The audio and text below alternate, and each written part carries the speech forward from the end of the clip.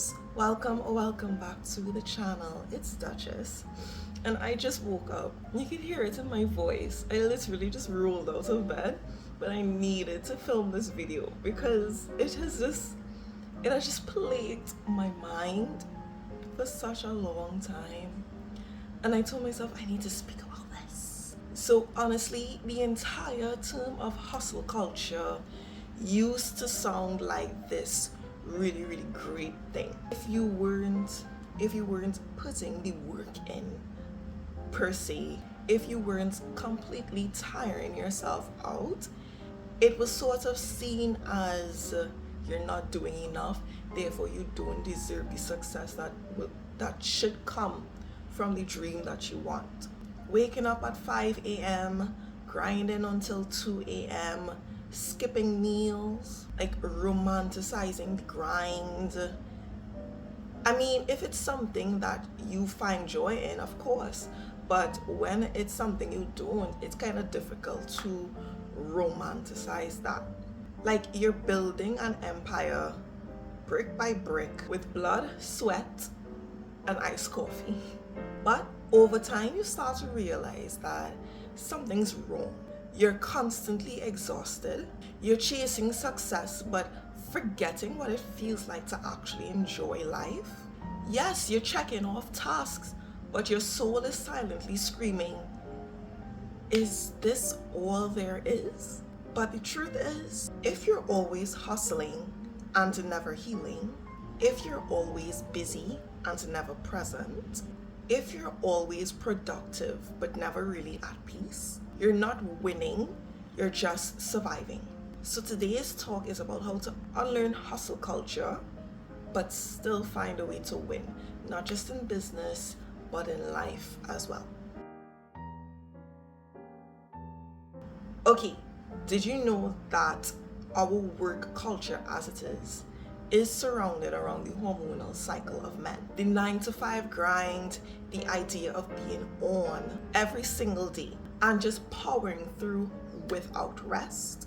All of that was tested around male biology because it is a known fact that men's hormonal cycle resets every 24 hours.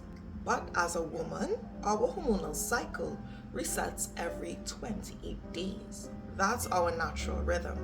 We go through 4 distinct phases: menstrual, follicular, ovulation, and luteal. Each one comes with different strengths. Some weeks more analytical, other weeks were more social and creative. But hustle culture as we know it does not make space for that.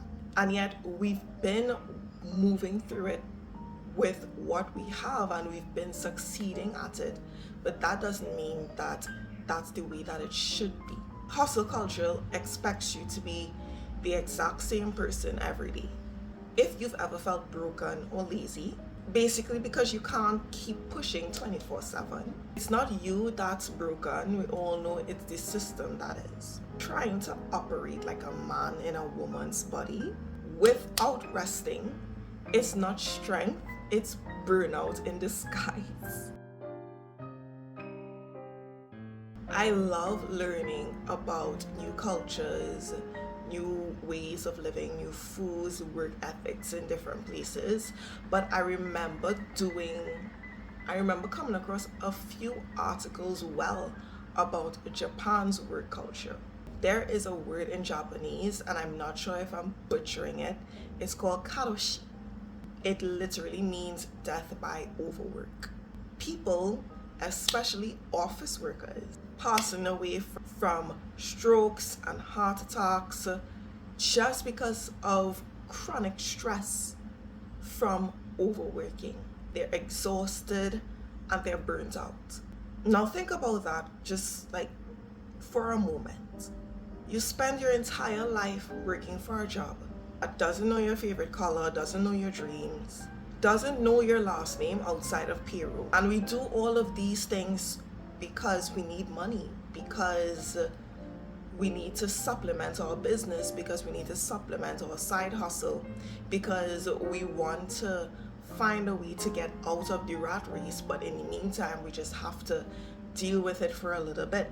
We do it for a paycheck, we do it for a performance review, and we do it all for praise from people who don't even know the real you.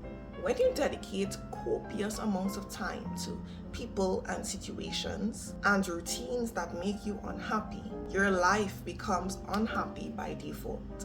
That's how time works. That's how life works.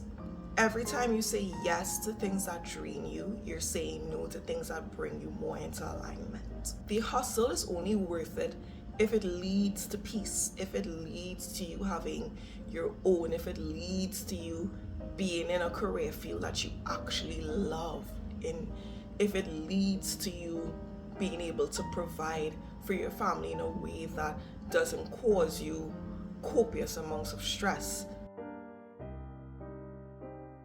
It's raining. Here's a radical thought. What if rest made you more successful? Think about athletes. Do they train 24/7 non-stop? No. They train, they fuel, they rest. They honor the recovery process. Why? Because that's when muscles grow. Now, apply that to your goals. Rest has been proven to sharpen your decision making. It lets your nervous system decompress, and it reconnects you with your intuition so that you can move with more clarity. It should not be seen as doing nothing. It's you doing something essential for your growth. Here's another thing. When you stop chasing everything, you start attracting the right things. Success without rest is just exhaustion in high heels.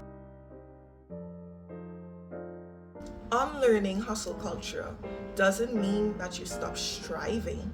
It means you start striving intentionally. Instead of grinding yourself into the ground, try this. Align your work with your cycle. Plan or brainstorm during your ovulation.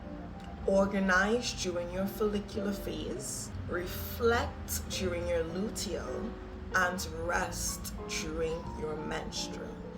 Focus on deep work and not busy work. Redefine what winning means to you. Is it joy? Is it freedom? Is it peace?